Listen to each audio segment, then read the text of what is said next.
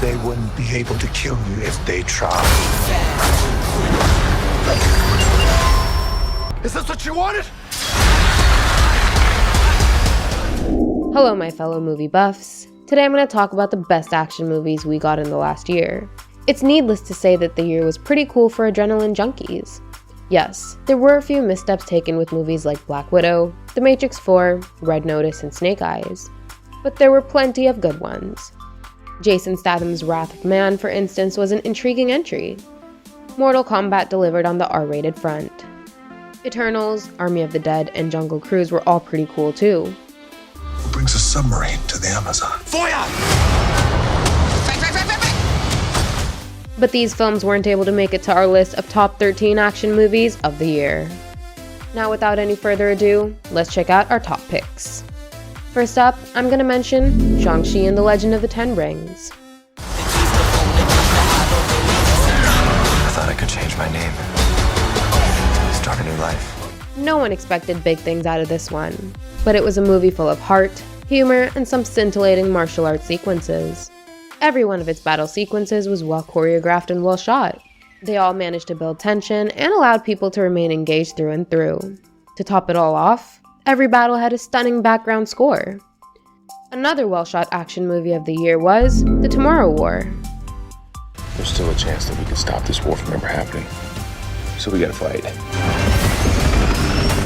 Yes, I know that the sci-fi element of this movie wasn't maybe as good, but all the big battles with the white spikes were amazing to watch. Chris Pratt did a remarkable job leading this movie. This particular shot was probably among the best of the year, and MCU's What If series also paid homage to the shot with Hawkeye's sacrifice.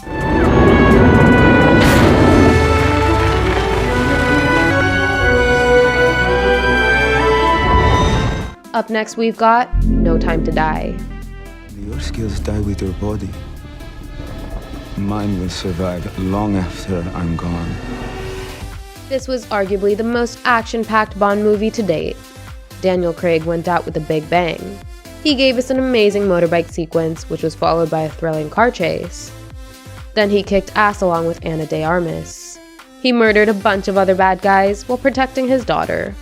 And to top it all off at the end, we had a long one-take gun battle which was hardcore. Up next we've got Venom, Let There Be Carnage. All I ever wanted in this world is carnage. I know that Venom and Eddie bickered for most of the film, and this wasn't the greatest among the best superhero entries of the year. But I had added it to the list purely based on its action. Carnage was very menacing. The film was closely treading the line between a PG-13 movie and an R-rated movie. But still, it was able to deliver some brutal symbiote action within the bounds of a PG setting. So, that's a win. Number 5, we've got F9, The Fast Saga. Now we got cars flying in the air. This was the first movie to really bring people back to the theaters.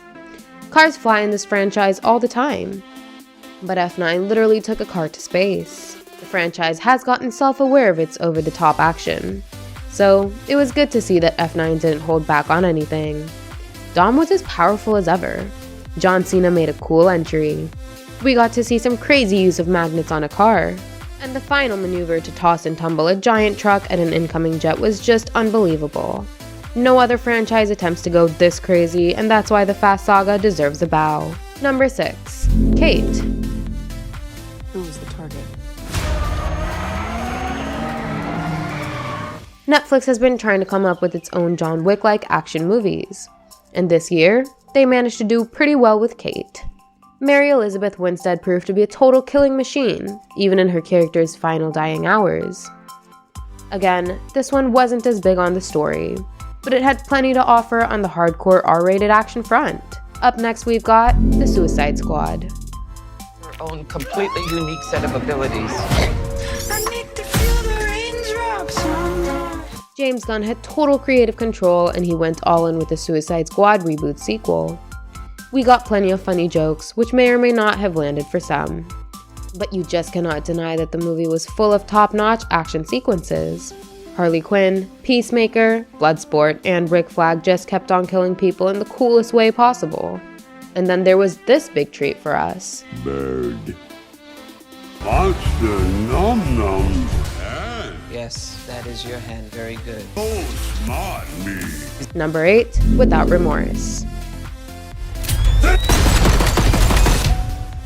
My family. I got nothing left.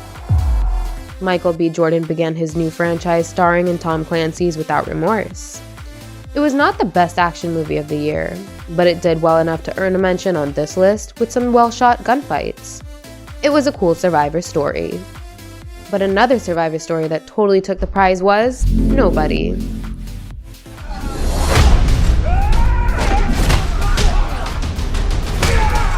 Robert Odenkirk made a jump from fighting cases in court to fighting murderous assassins. Again, it was yet another attempt at Hollywood to come up with something as good as John Wick.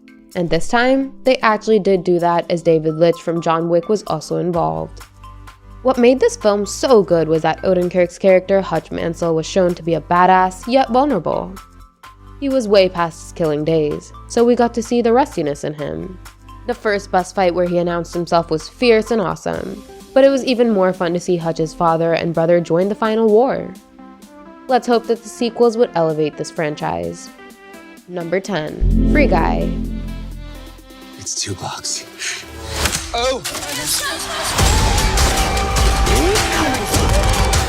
Ryan Reynolds starred as Guy in an open-world video game. Since most of the film took place within the confines of a game, the creatives were able to deliver some fun over-the-top action sequences right from the start. Speaking of the beginning, Channing Tatum's cameo was awesome, and Jodie Comer did pretty well herself. Now for the final 3 entries, I've got Godzilla vs. Kong.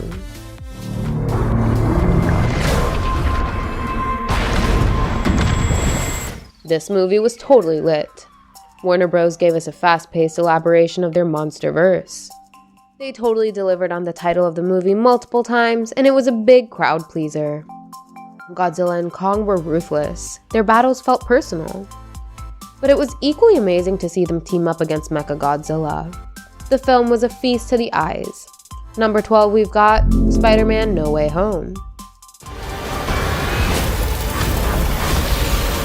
It was arguably the movie of the year.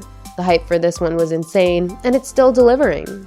It made sense out of a pretty unbelievable story, delivered on every cameo, and gave everyone ample screen time. But most importantly, the battle sequences weren't hampered.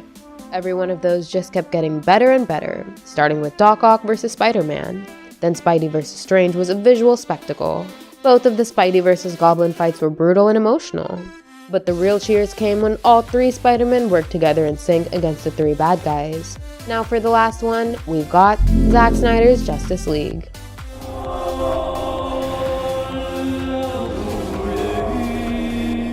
Joss Whedon's Justice League was bad, and its action was pretty mediocre. Zack Snyder's Justice League, on the other hand, was top class. It made the story better and sensible. Steppenwolf was redeemed. And most importantly, the battle sequences really matched the big budget now.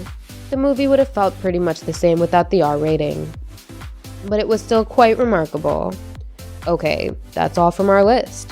We'd like you guys to give us your own top 10 of the year in the comment section. Give us a thumbs up and hit the subscribe button if you enjoyed the video. Thank you, and I'll see you in the next one. Goodbye!